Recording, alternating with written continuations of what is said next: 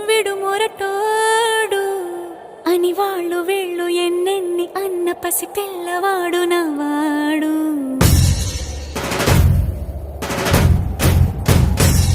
విడుముండోడు అని ఊరు వాడ అనుకున్న గాని మహారాజు నాకు నవ్వాడు.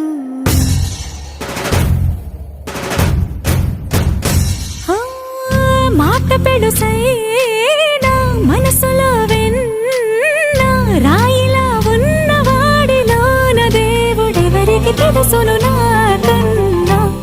సూసేకి అగ్గిరవ్వ మాదిరే ఉంటా.